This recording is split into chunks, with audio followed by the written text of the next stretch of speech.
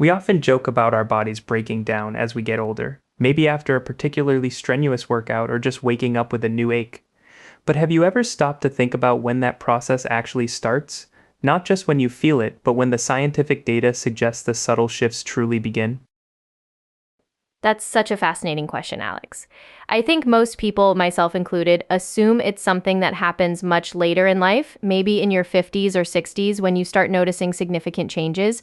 But a groundbreaking study out of Sweden really throws a wrench into that common perception, suggesting the timeline is far earlier than we might imagine. It's a bit of a wake up call, actually.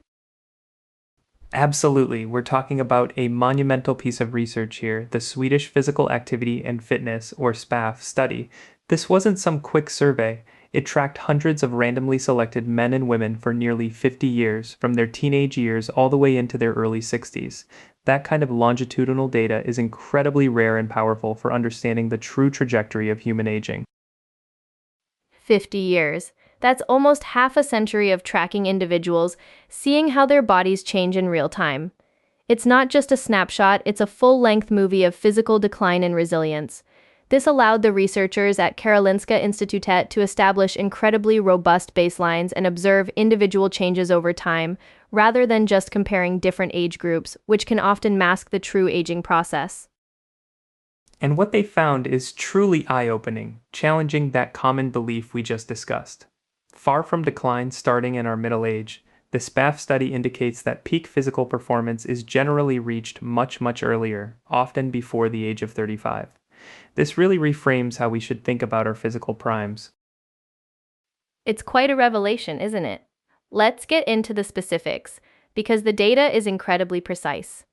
For things like estimated maximal aerobic capacity and muscular endurance, measured by bench press repetitions, both men and women generally hit their peak between the ages of 26 and 36. So if you're over 36, statistically speaking, you're past your absolute aerobic and muscular endurance prime. That's a pretty narrow window for peak performance, especially when you think about professional athletes who are often considered past their prime in their early 30s. But it's not just endurance. The study also looked at muscle power using something called the Sargent jump test.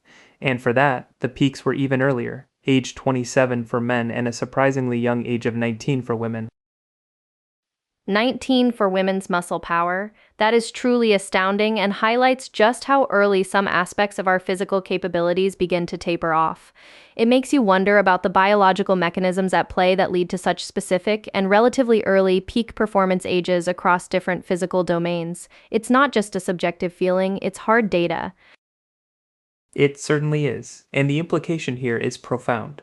After these specific peaks, a gradual deterioration begins. The study emphasizes that this happens irrespective of prior training volume. So, whether you were an Olympic athlete or relatively sedentary, once you hit those peaks, the biological process of decline begins to unfold. That's the part that really underscores the inevitable decline aspect of aging. While training can certainly optimize your peak performance and likely slow the rate of decline, it doesn't fundamentally prevent that initial downturn. It suggests there's a biological clock ticking, dictating a general timeline for the breaking down of the body's physical systems that we simply can't stop entirely. Let's talk about the rate of that decline because it's not a straight, uniform slope. The SPAF study observed a slow initial rate of deterioration in physical capacity, somewhere in the range of 0.2% to 0.6% per year. So, in your late 30s and 40s, you might barely notice it, which explains why we tend to feel pretty robust during those decades.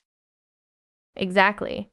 That slow initial rate of decline is probably why many of us don't really perceive ourselves as breaking down until much later.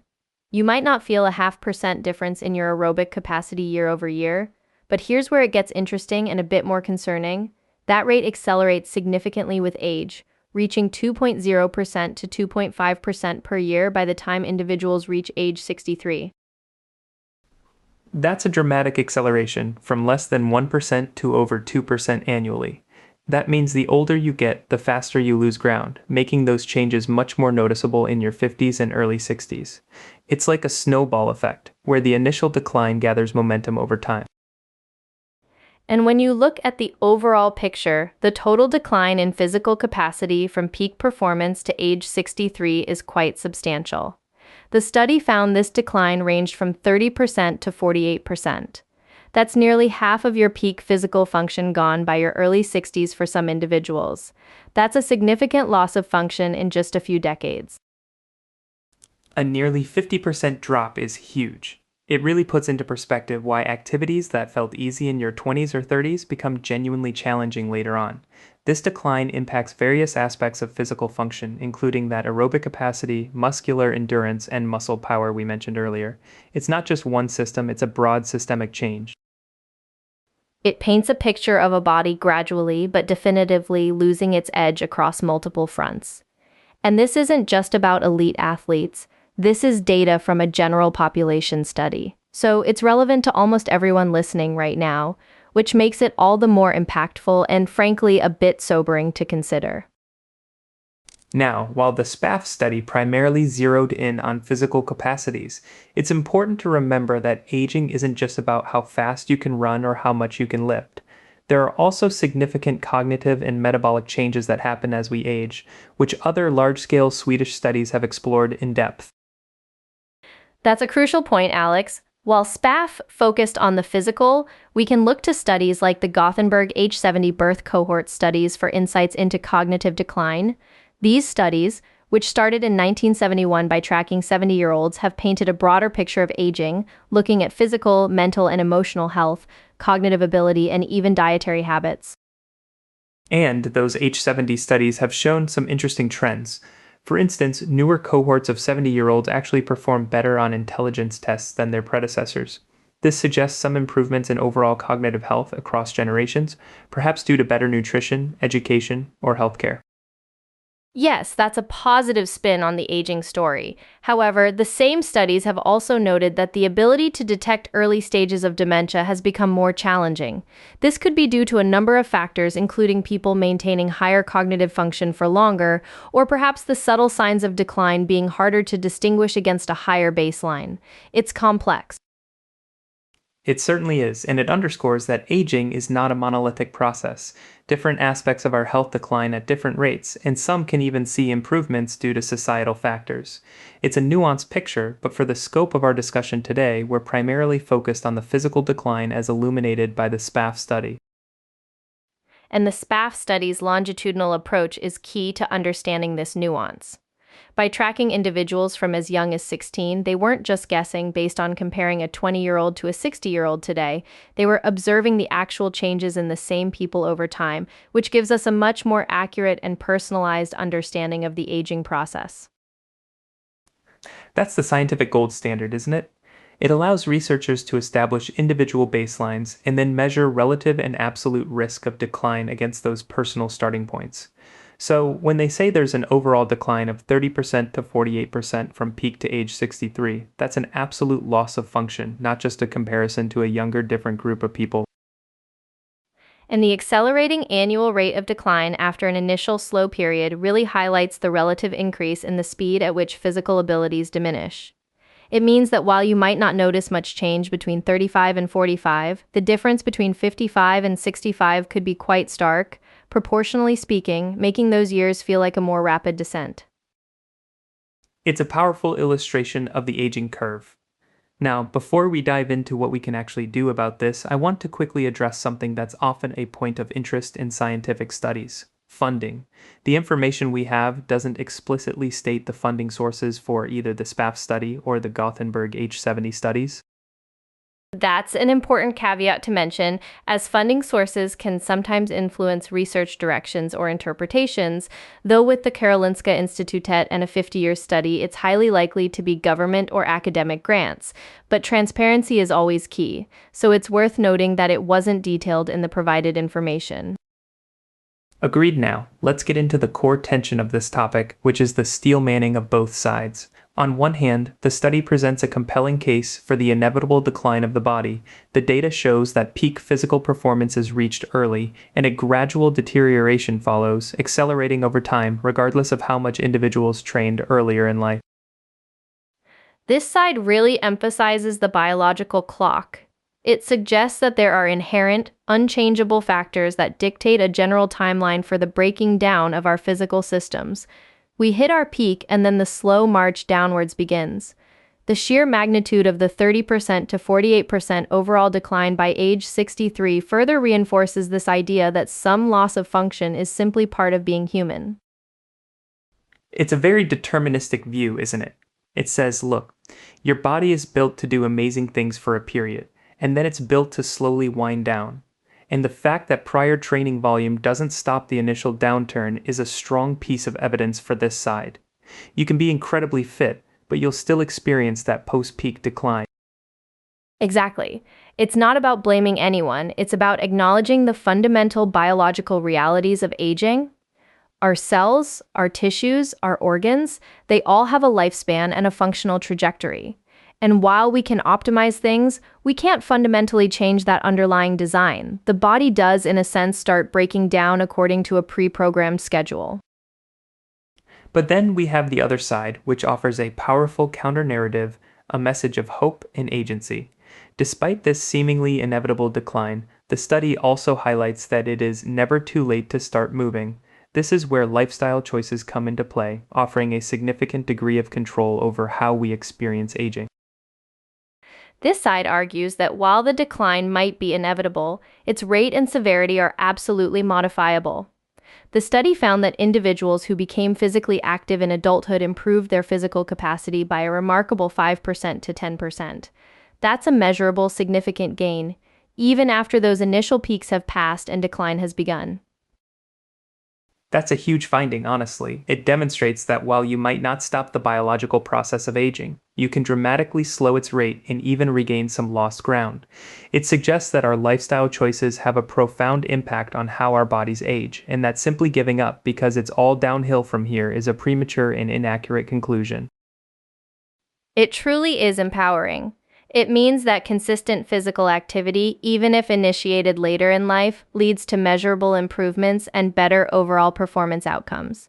So, while you might not return to your absolute peak performance from your late 20s, you can certainly improve your current functional capacity and significantly mitigate the effects of that accelerating decline. This is where the steel manning becomes really valuable, because it's not an either-or situation. It's a recognition that both realities can coexist. There's an underlying biological process of decline, but our actions and choices can powerfully modify our experience within that biological framework. It's the difference between succumbing to a rapid deterioration and maintaining a high quality of life for longer. And that's a critical distinction. The study isn't saying exercise stops aging, it's saying exercise fundamentally changes the trajectory of aging. It can slow the decline in performance, even if it cannot completely stop it. That's a powerful message for anyone who thinks they're too old or too far gone to make a difference. It really is. So, let's pivot to the practical implications. What can people actually do with this information? The findings strongly advocate for lifelong physical activity, and not just in our youth. It's about maintaining that commitment throughout your adult life. The key takeaway is consistency. Even if you haven't been active in your younger years, starting an exercise regimen in adulthood can still lead to measurable improvements in physical capacity and help slow that accelerating rate of decline. It's never too late to begin reaping the benefits. And when we talk about exercise, what kind of activities are we referring to? The study specifically mentioned aerobic capacity and muscular endurance, which gives us some pretty clear pointers. We should be thinking about a well-rounded approach to fitness. Absolutely, incorporating regular exercise into your routine that focuses on aerobic fitness, things like brisk walking, running, cycling, swimming, is critical. This helps maintain your heart and lung health, which is a major component of overall physical capacity. And then there's muscular strength and endurance.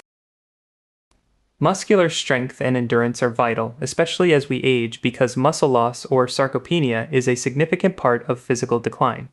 So activities like weightlifting, bodyweight exercises, resistance bands, or even just carrying groceries can make a huge difference in maintaining muscle mass and functional strength. And it's not just about hitting the gym for an hour a day, it's about integrating movement into your daily life.